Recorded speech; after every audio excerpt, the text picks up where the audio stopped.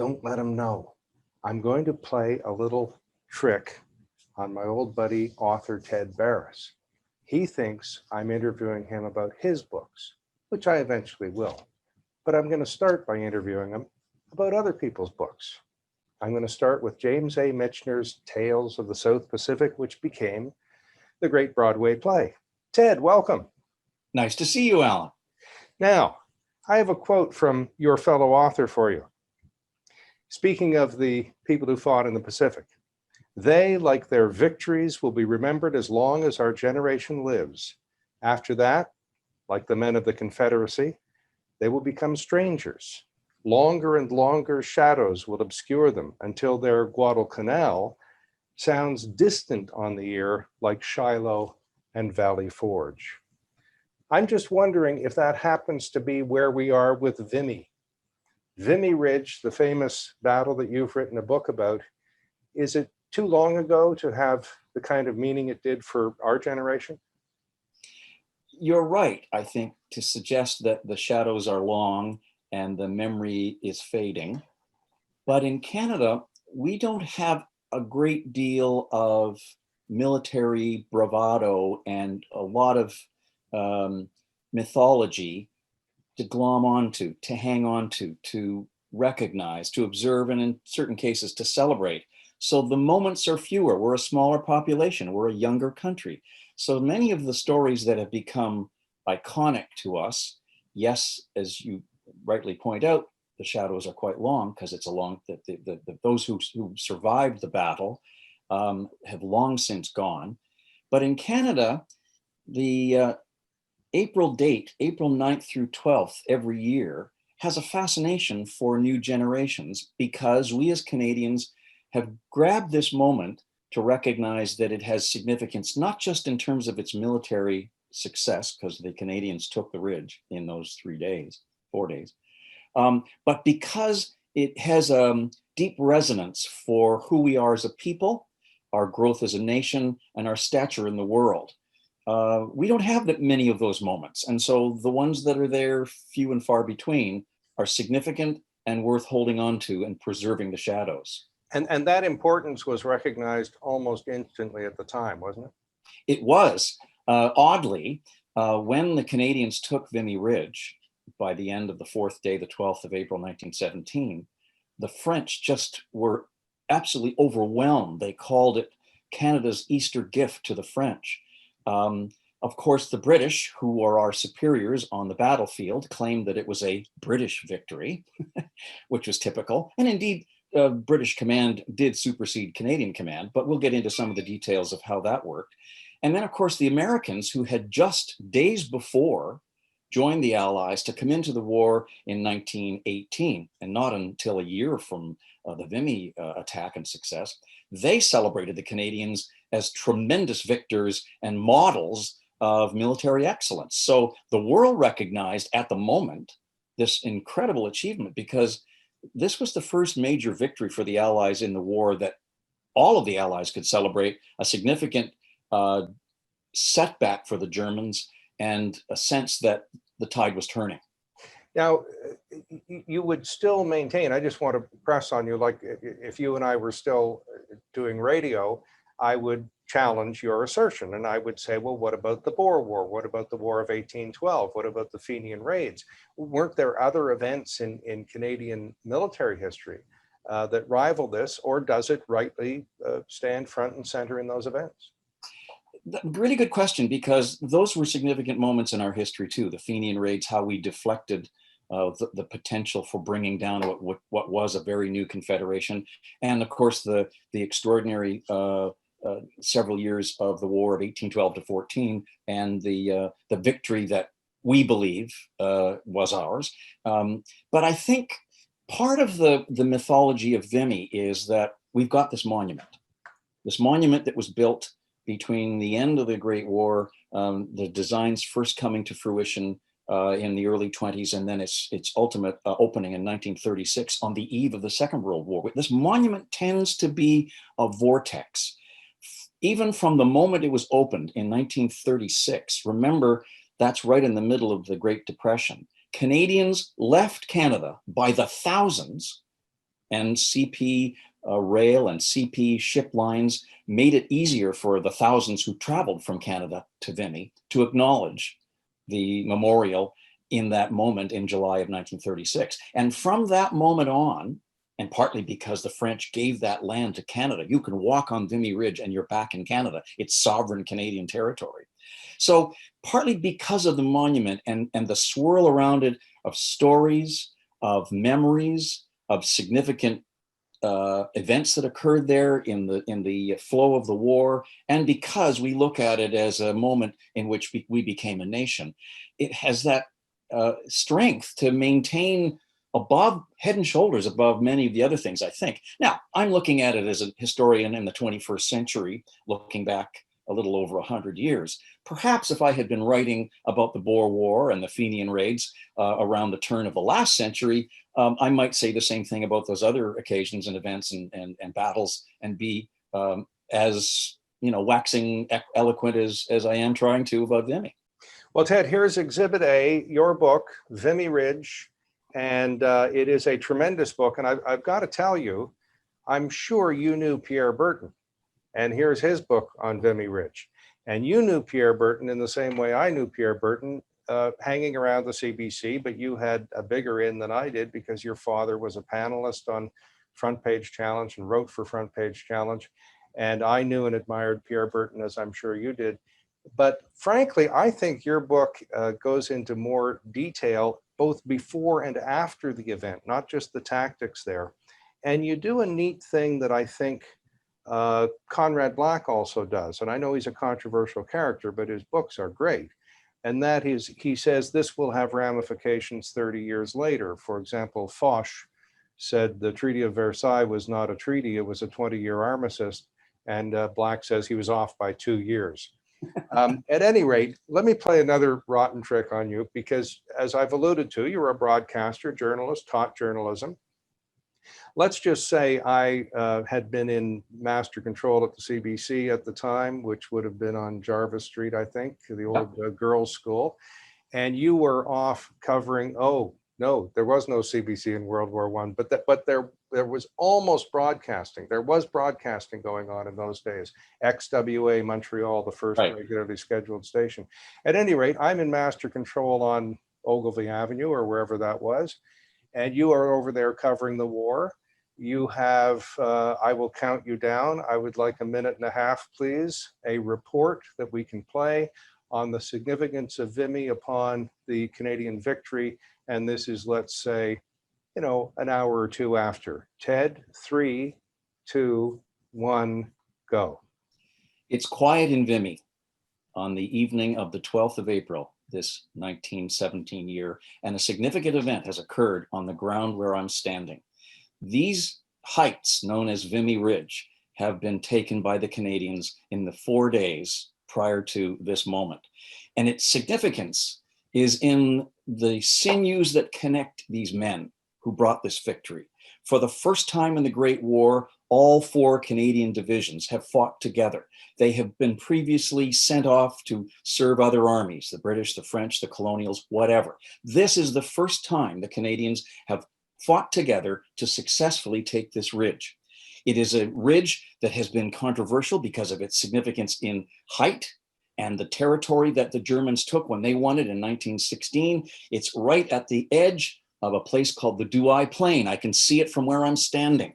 And out across the Douai Plain, even today, there are sledge piles indicating, or slag piles indicating the value of this plain that the Germans had taken in 1916. And we are on the precipice overlooking them because they are full of the greatest deposits of coal in all of Northwestern Europe. So that is certainly significant. What makes this victory, in addition to the ground that's been taken, the height that's been taken, and the importance of this date, the 12th of April, 1917, is that previous to this date, all of the armies that have preceded Canadians in attempting to take this ridge from the Germans have failed. And in the cost of that failure, 140,000 casualties. We are still counting the dead and the wounded in this battle today.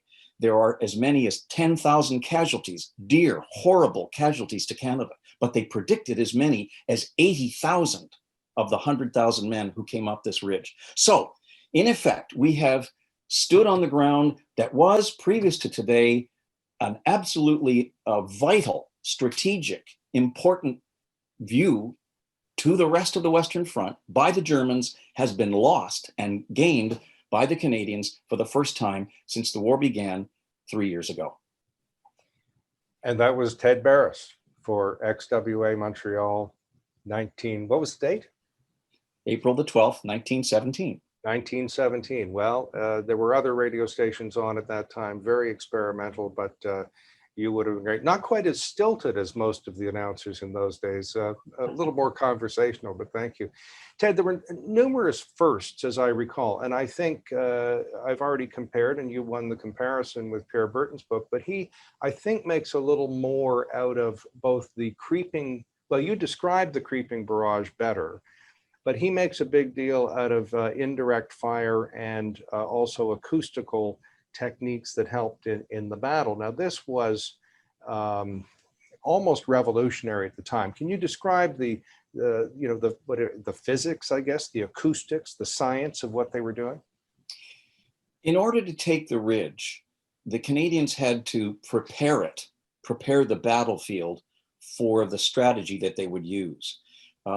We had learned a bloody lesson at the Somme in 1916, and the script of that battle and so many others in the Great War read like this. You had a very narrow no man's land between two armies, and one army would decide that it wanted to take the ground on which the other was standing, and so they would engage their artillery to blast the hell out of the opposition, try to flatten everything on the enemy trenches, all of their artillery positions, and then there would be a pause at the end of the artillery barrage.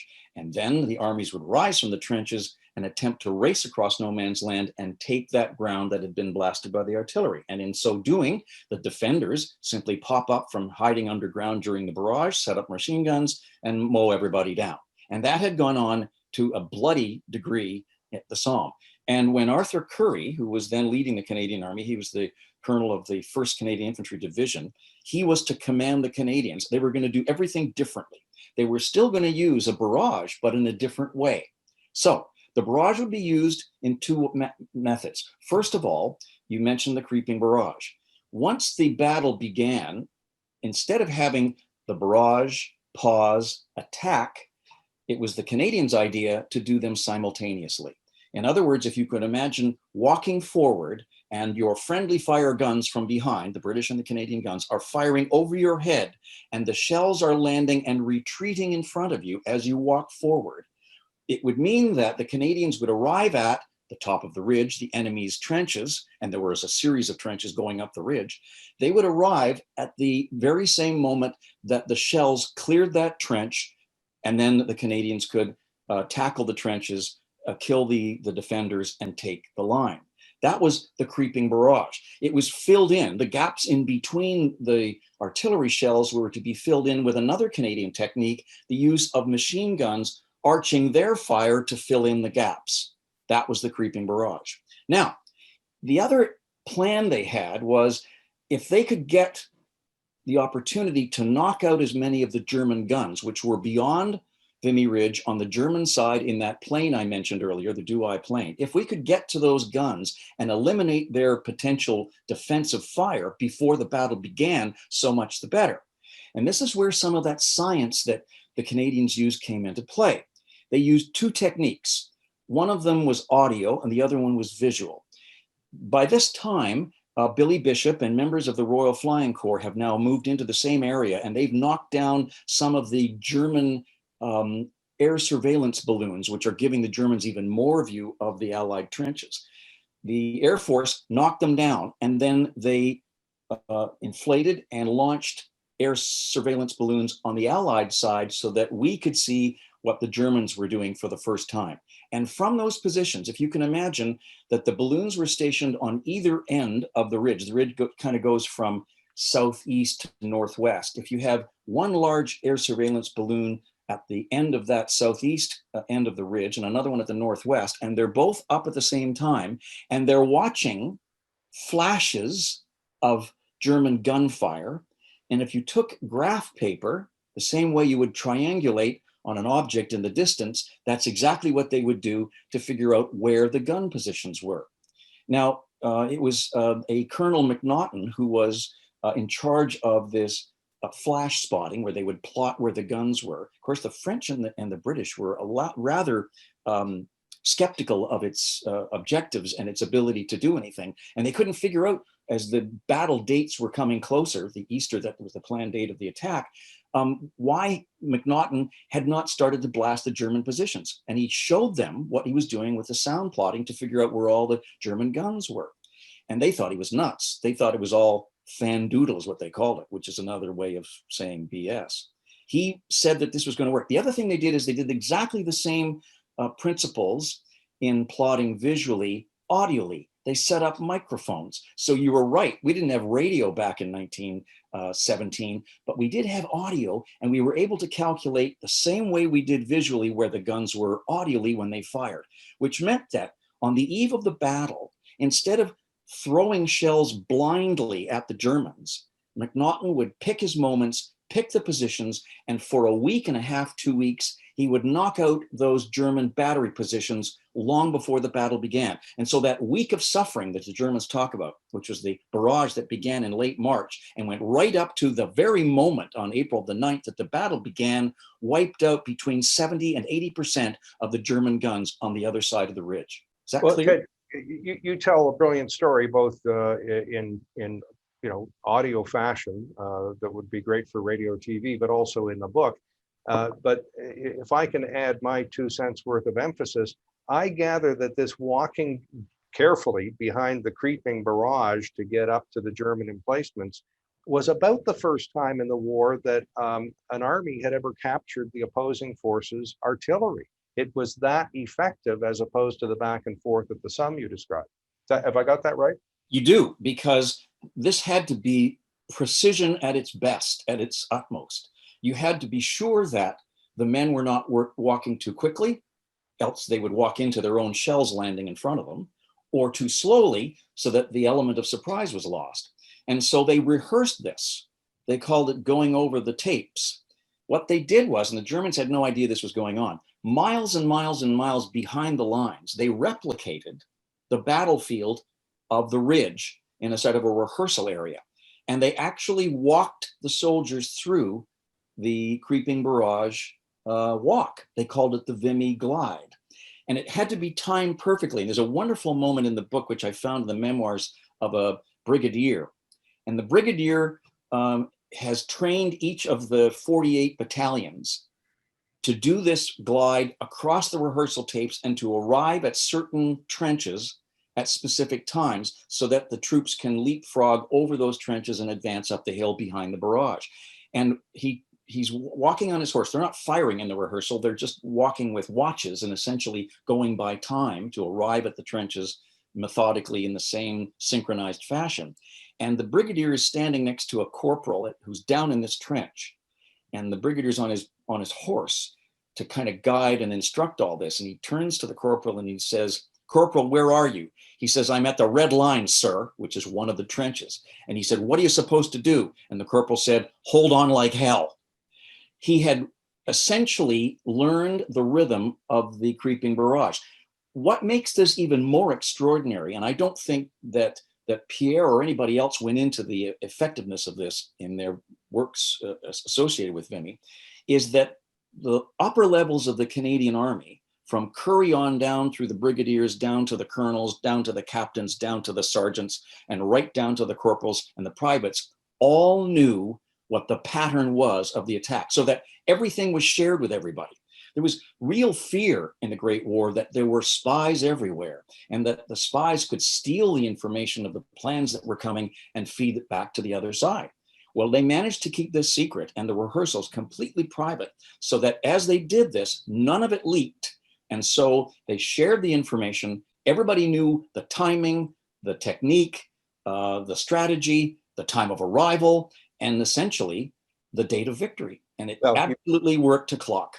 You've raised many great things, and I'm just trying to catch up here.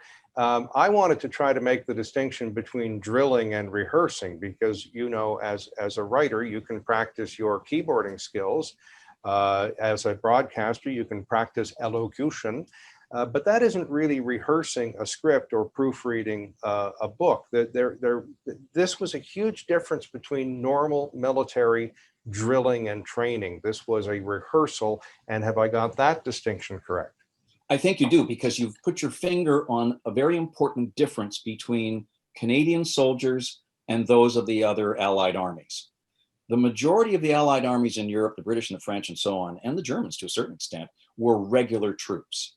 These were people who were lifetime soldiers. And so their lives were crisp, neatly pressed uniforms, snappy salutes, order, obedience, essentially everything done to military excellence, to the clock, to the time, etc. The Canadians were volunteers. They were lumberjacks, fishermen, farmers, laborers, students.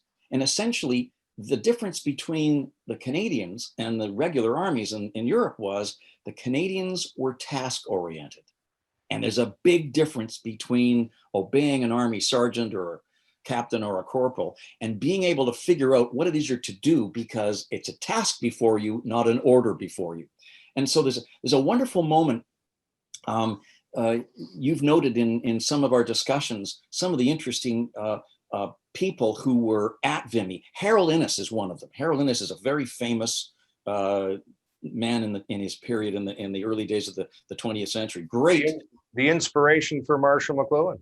Yeah, he's a man of tremendous skill and understanding of economics, of history, of social interaction with society and so on, and an economist to boot. And when he goes to the 4th Field Battery, he serves with his battery mates at the Somme. And this man is an intellectual. He is brilliant. He's actually raced through the last stages of his career at school in Canada to join the artillery and to serve overseas. And he considers the men among him in his battery, probably 8, 10, 12 guys, a bunch of luds. They're nothing like him in terms of their sense of the world, language, whatever, art. They have no concept. But suddenly, the men who are the brawny ones and the men like Innes who are the brilliant ones come together and are essentially stitched into a task of making their gun do exactly what I just described in the minutes previous, of delivering shells on target.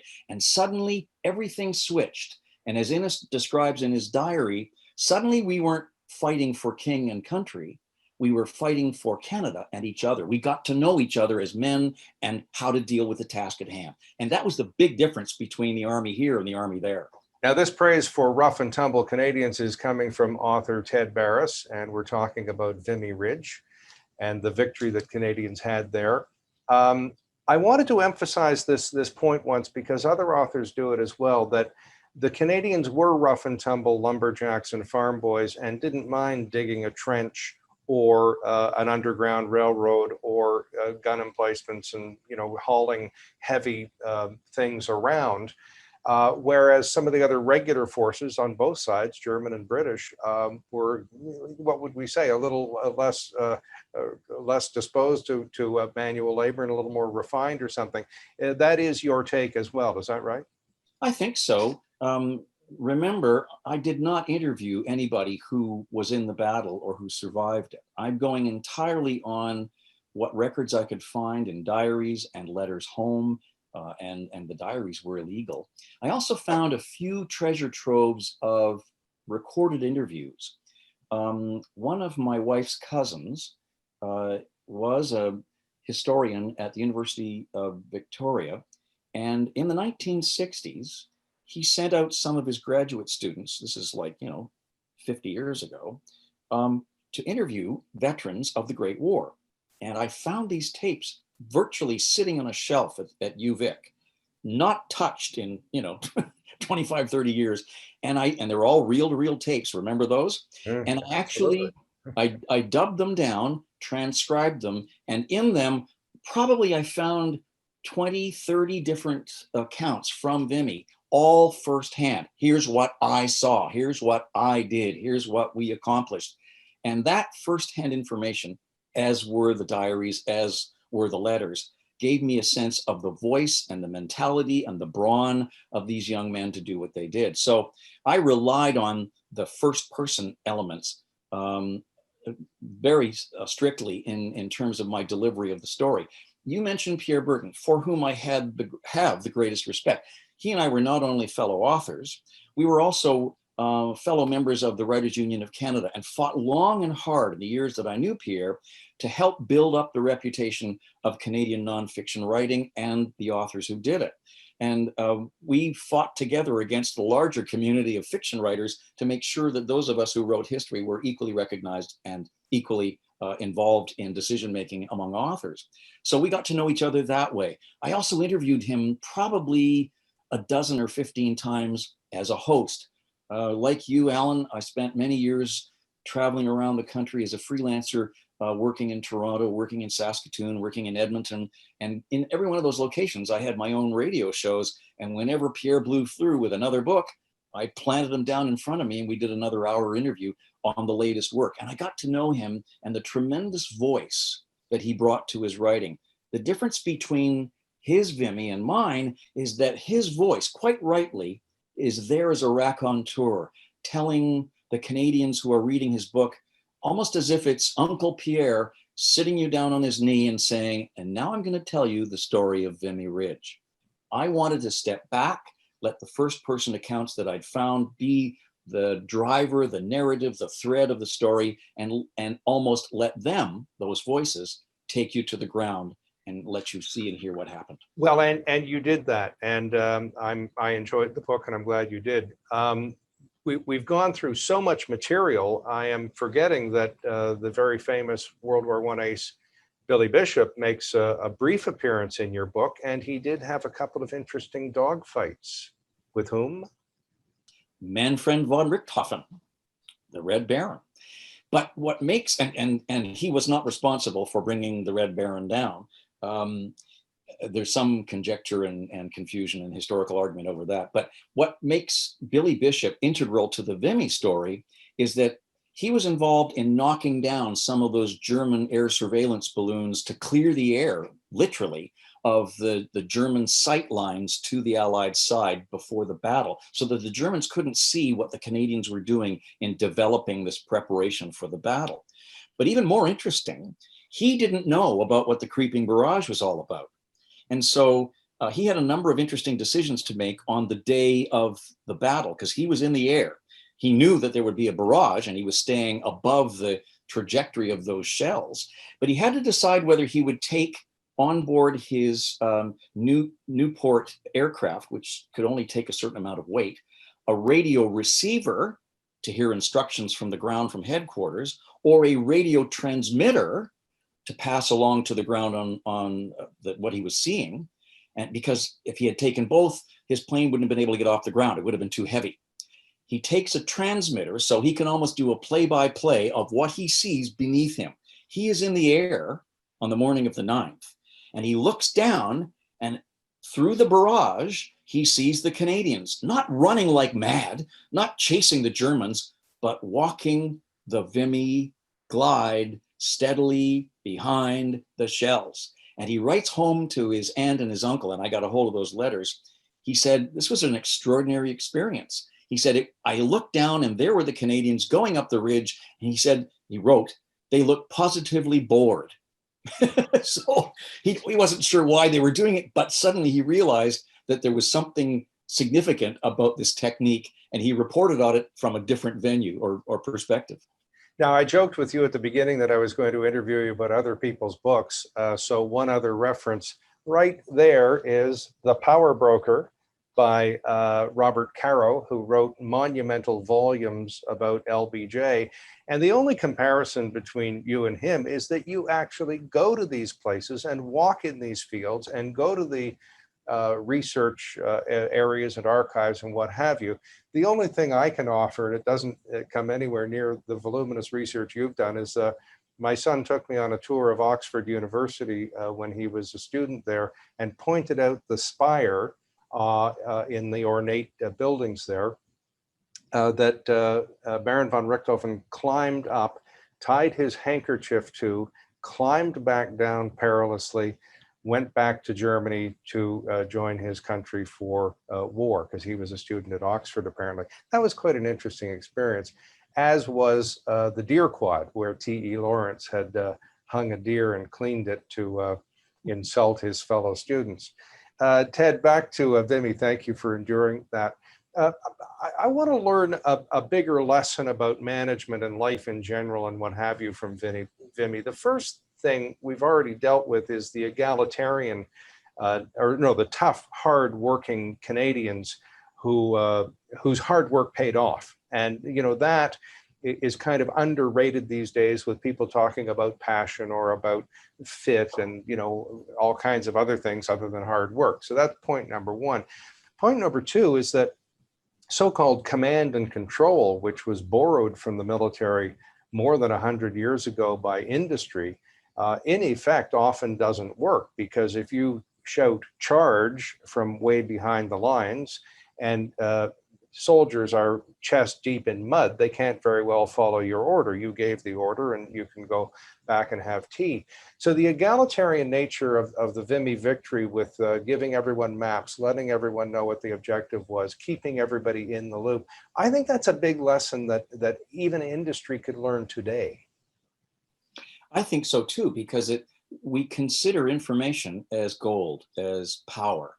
And I think what Arthur Currie and all of the men down the line beneath him recognized in their men was this character of task orientation and a sense of loyalty that didn't come from patriotism, love of country, service of the Queen or the King and the empire, but having volunteered to accomplish what they were asked to do. In other words, it wasn't, we will drive the Germans to Berlin. It was, we will take that ridge. Let's figure out how to do it. And so there was a great trust factor, both in not allowing the other techniques that had been used, the sort of large attacks at the Somme, for example, which were bloodied, to rule the day, but to come up with these innovations, to allow McNaughton the freedom to try the flash spotting and the sound plotting, to allow the brigadiers to work with the corporals to walk across these tapes and get the sense of the rhythm of the battle, and essentially to give free rein to your subordinates to do their jobs. And that doesn't happen in military structure very often. It's not something that it's all by the book. Says here in the King's Regulations, ABC. They threw all that out. One of the other interesting moments that I discovered was the Canadians understood certain aspects of battle that the enemy would often be looking for those in command as targets. In the Battle of the Somme, essentially you would have an officer clearly marked as such, going out leading the men into the battlefield, across the battlefield to take on the enemy. What the Canadians decided to do was eliminate that advantage that might be there to be seeing who was an officer and who wasn't, and dress everybody as corporals. So the mass of men that the Germans eventually saw coming up the ridge were all corporals. There were no officers, when in fact there were officers in their midst. But the other element of this, and I'll just make one more point, is that in training everybody, they trained everybody more than once. Okay, you're a rifleman, but you're also going to learn how to be a stretcher bearer. And if you're a stretcher bearer, you're going to know what the sergeant knows. And if you're a sergeant, you're going to know how to carry panniers, which carried the bullets, the magazines. And if you're a pannier carrier, you're also going to be, somebody up the line. In other words, everybody knew everybody else's jobs. So that unlike in the Battle of the Somme, when the officer got killed and nobody knew where to go because he was the only one who had the strategy in his head and the maps, everybody knew everything about it and they could fill in the gaps and keep going. That's a remarkable transition from, the 19th century battle to the 20th century battle. Ted, my urge to interrupt that you can see non-verbally is youthful exuberance. It's not rudeness. And secondly, I am smiling because I was going to then ask you about a Shakespearean play. In Macbeth, as you know, Birnam Wood moves to Dunsinane. But in terms of concealing, the Canadians moved a church steeple. Please explain why. Well, if you can understand that the ground across France and Belgium, the battlefields and Luxembourg and all the Low Countries, the ground had been just churned and chopped to bits. There was absolutely nothing left of any of the towns in those areas close to the Western Front that you could recognize. Trees were gone, houses were gone.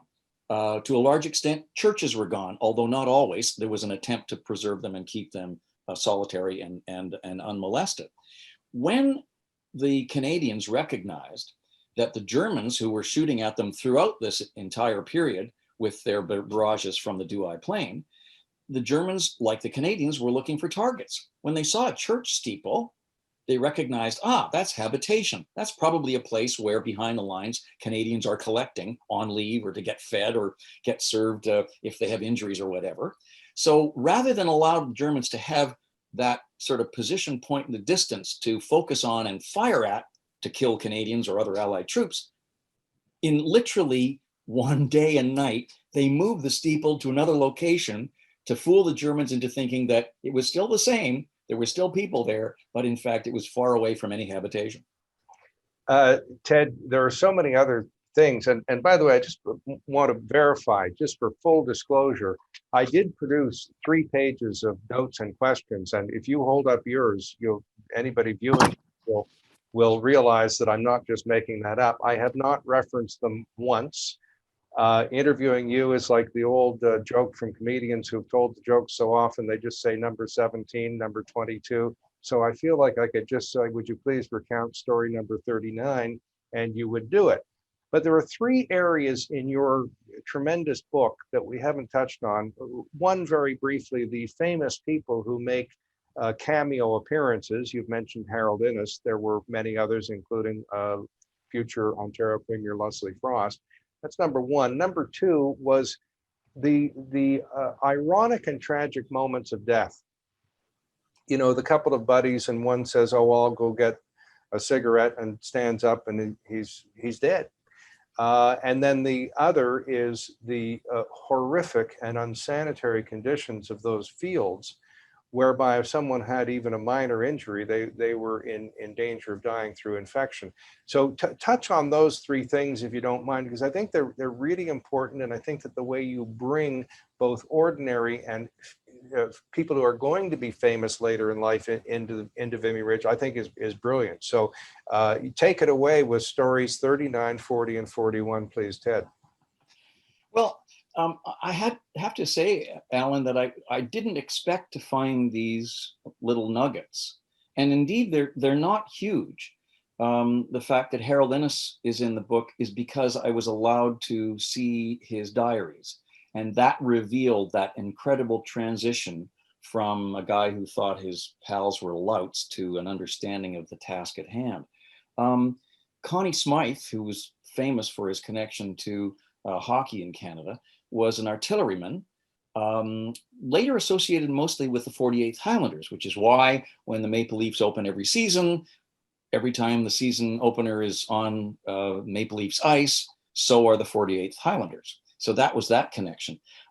You reminded me, and I'd forgotten, Frederick Banting was at Vimy. And not surprisingly, he's there as a surgeon. Now, he's not recognized in 1917 for the work that he would do later in the discovery of penicillin and all of that, but he was there as a field surgeon. Now, I've done a great deal of work and study in another more recent book called Rush to Danger, which one day we'll talk about the role of medics, field surgeons, stretcher bearers, ambulance drivers, and so on. Banting was there, and there's the book. Visual aids. So he sort of, as you rightly put it, it's a cameo. He's there and then he's gone.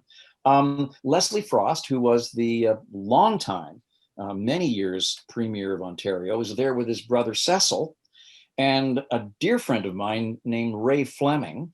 Ray's a historian and a professor at Trent University. He had found the letters that Leslie and that Cecil had sent home to their parents from the front. And so there, with the Simcoe regiment, or the Simcoe battalion, they are there as well in the vicinity of Vimy. So some of those people are famous, and it kind of makes the book a nice stepping stone periodically to find those people. But you're right. The soul of this book, the soul of the victory, is average, everyday volunteers who are slogging through those trenches. And by slogging through trenches, I mean mud. France and Belgium are mud, and they are farm fields, which means that they're fertilized by manure, which means, as you pointed out, the minute you have even a cut, a nick, or a serious wound, it's infected. And no matter what Frederick Banting could do as a field surgeon to sew you back together, or to assist you in some fashion repair a broken leg, but if you had a wound that opened your body to exposure, all the surgeons in the world couldn't save you, because infection would kill you, because we had no antibiotics to fight that infection from the manure. So it was just the worst of conditions. And then if the manure and the mud didn't get you, the rats did. They were everywhere. What's interesting, and I guess it comes back to that sense of a task at hand to me when I think about the stories of the men in the trenches, is they were almost often walking over the skeletons of the bodies of the French and the British who had been there in previous iterations of the war. And in fact, there was a macabre practice in one location where I think there was a partial hand and arm sticking out of the mud, and there obviously in its bone structure and in one piece. And it was a lucky charm to touch it on the way through going over the top. I mean, this is totally macabre, but something that only the people who had endured these experiences in those trenches could understand and survive. Now, when you mention, as we both did, Leslie Frost and Harold Innes, Innes College is named after him, Conn Smythe associated with sports and recreation, and many, many other people. I'm wondering what Canadian public policy and life and recreation and day-to-day living, how that was affected in the 50s, 60s, 70s, and even the 80s. I mean, Lester Pearson and John Diefenbaker were World War I veterans. Do you have any speculation on how their participation in something like Vimy affected all of us who weren't even born at the time, because they were affecting public policy? Well, I'm going to sort of pivot the answer a little bit, Alan, because I don't know that I can address that. Yes, you're right. Some of those people did have, first with Lester Pearson, John Diefenbaker, and so on, had these connections to the war. But one of my theses in the book is that, and I've taken a lot of flack for this because it's a sort of a traditional mantra, and that is that Vimy was the birth of a nation. We discovered our nationhood there. A lot of historians criticize me, and others who have that thought, and mine isn't an original thought, think it's a lot of hooey. Well, that's because they've read too many of the officers' accounts, too many of the generals' accounts. When you get down in the muck, where I am with the average soldier, you find a man named Gregory Clark. Gregory Clark, after the war, became a very famous journalist. He was a reporter at the Toronto Star, I believe, the Daily Star, as it was known, during the First War. And there's a wonderful story in the book where he hears about this incredible rush of volunteers in Toronto, and he goes. He's a sort of a cub reporter at the Toronto Star at the moment, and he goes to his editor and he says, "I want to go and cover this and see what's going on, why all these guys are joining up." And the editor considers this guy, Greg. Clark is young, he's virile, he might get scooped up as a volunteer. But he says, maybe you're scrawny enough, it won't matter, they won't try to recruit you. Well, that's exactly what happens. He goes to the enlistment center, and a very savvy recruitment officer looks Clark up and down and says, "You know, Clark, you'd make great officer material." Boom, he's gone. He joins I think it was the 4th Mounted Rifles, serves at Vimy. But what it does for me as a historian is to have a journalist on the ground with the skills of reporting in his head and his hands and an ability to capture the moment. And unlike all those people who criticize my theory about this being the birth of a nation, there it is in black and white. Gregory Clark talks about going up the ridge with the 4th Mounted. And he said, to the right of me were the men from Nova Scotia. To the left of me were the men from the prairies. It was Canada going up the ridge, his exact words. And then that evening, or an evening later, after they made the ridge and seized it from the Germans, he writes down, this is a title of one of my chapter headings in the book, it was my first full sense of nationhood. Well, if that's not proof that it was a birth of a nation, when men who had been previously told you're fighting for king and empire to believe that it was a Canadian enterprise, is very much proof that something was happening there more than just a victory. So one old journalist to the other, I can't resist the self-deprecating humor. Your position basically is war is not bad enough. You got to have a couple of journalists along with you just to make things worse. Is that right? Well, to keep us on the straight and narrow, I think, because his accounts are brilliant. Yeah. And I found others like that, memoirists who wrote memoirs illegally, surgeons, medics who, there was a medic in Montreal, I can't remember his name now, but he wrote letters to his mother from the front and describes everything from dog fights he saw overhead to the way he treated men in the field ambulance to the strategy of the battle around him. It was a tremendous sense of observation just from a man who, not highly educated, but understood that history was happening around him and he better record it. And there's one other odd character, a bit of a cliche, but a real person, I gather, who makes an appearance in your book and others, and that is the British officer who walks into battle with a walking stick and a revolver, bolt upright. There is another account in another book about an officer riding by on a horse, not wanting to ask enlisted men directions because that would be kind of déclassé, and debasing of his rank, and he rides off probably to his death so that he doesn't have to engage with the enlisted men. And that puts the Canadian egalitarianism kind of in context, doesn't it? It does. You're going to have to forgive me because I've forgotten his name, and so it slips my memory. But to me, those moments of oddity are also part of the time. The fact that men were characters, even in the midst of this extraordinary story, that you would have this guy in a walking stick, that you would have a man who, like Ennis, was a brilliant economist sitting there with his hands on a piece of artillery, that a guy from Moosomin, Saskatchewan, Andrew McNaughton, was using the science of artillery to win the battle and save lives. All of this is so bizarre when you realize its roots are from the traditions across Canada, the lives these men led, and not to forget the women. There's some great stories of nurses. One of my favorite stories in all of my research is the story of Grace McPherson.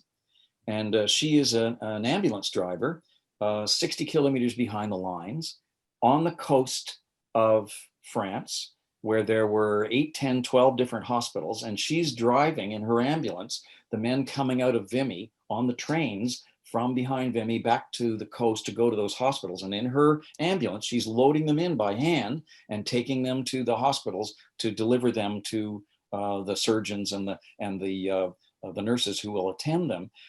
She didn't get that job by accident. She fought for it. Here was a woman who grew up in Vancouver at the turn of the century, first woman in Vancouver to have a driver's license, first woman in Vancouver to have a car that she owned. And when suddenly she discovers that she has this capability to drive and to do so in the service of others, why not become an ambulance driver? Well, the Canadian government, the Canadian Red Cross, the British government, the British Red Cross turn her down. She decides, I'm going anyway. She saves up her money, gets on a ship, gets to England, starts to work at the Canadian barracks in London, and is constantly looking for the chance to make her pitch to become an ambulance driver. Well, she suddenly discovers, at some point in 1916, Sam Hughes. Sam Hughes was Canada's Minister of Munitions and War. And she discovers he's suddenly staying at a hotel in London, and she seeks an interview. Well, why not? He considers, I'll give her a few minutes. In she comes, and she says she goes to the top of the Savoy Hotel, and I think he's in the presidential suite or whatever the hell it is. And there are other generals sitting around him because they're having a meeting. So he allows this woman to come in, and Grace goes in feeling really nervous and scared, but says to Sir Sam, I have come to serve my country. I have a capability to drive. Would you allow me to become an ambulance driver? And of course, he's sitting there with all these, what she refers to as cross swords. These are generals with their cross swords on their collars. She said there was a bunch of cross swords there. And she says to Sir Sam, I have come on my own ability, my own ticket to get here to serve. Will you not assist me? And he says, under no circumstances will I allow a woman to be at the front.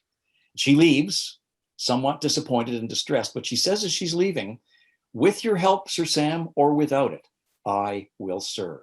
Well, not long after that, the world turns upside down for Sam Hughes, partly because it's discovered, allegedly, he's taking kickbacks on the sale of Ross rifles to the Canadian Army.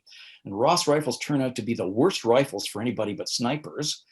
They're great when they're dry and when they're not muddy. Well, what was there a lot of in France and Belgium but muck and wetness? Anyway, so they decide to change rifles, and they oust Sir Sam. They go to the Lee Enfield. And all the jobs that had been principally male jobs, even behind the front, such as ambulance driving, become open because the men, they decide, after Sam Hughes, are best serving the war effort at the front. The driver's seats of the ambulances become open, and Grace gets her wish. And she serves for a year, from the middle of 1917 right to the end of the war, at Boulogne and Étaples, driving the wounded from behind Vimy. Literally, her first day on the job is April the 9th, 1917. So her experience. What did she say to wounded soldiers complaining from the back of the ambulance? Stop making such noise. I'm not going to take that in my ambulance. So she was quite a force. And what I think what struck me, and it goes back to my point about Gregory Clark and how this was an evolution of Canada among Canadians. Grace from Vancouver said in her, and I saw her diaries, she said, I was proud to serve my country. I was proud to assist in the saving of lives and to be connected to the Army to do that. But she said, I was most proud of the Canada patch on my shoulder. Well, let's give an honorable mention to Tom Clark, I believe Gregory Clark's grandson, who was a longtime CTV reporter and anchor, then over at Global, and he had me on his show, The West Wing, or The West Block. I'm in the wrong country there. So I bet he's very proud of his grandfather as well. And Ted, as an old broadcaster, you'll remember that the Pierre Burton show, the TV talk show, was about a half an hour. I think we've exceeded that. But David Frost did 90 minutes, and we've not quite reached that. So we're still in the sweet spot. The book is Vimy. Thank you for your effort. It's wonderful. And come back soon. We got a lot of other books to talk about. My pleasure, Alan. Thanks for having me along. Cheers.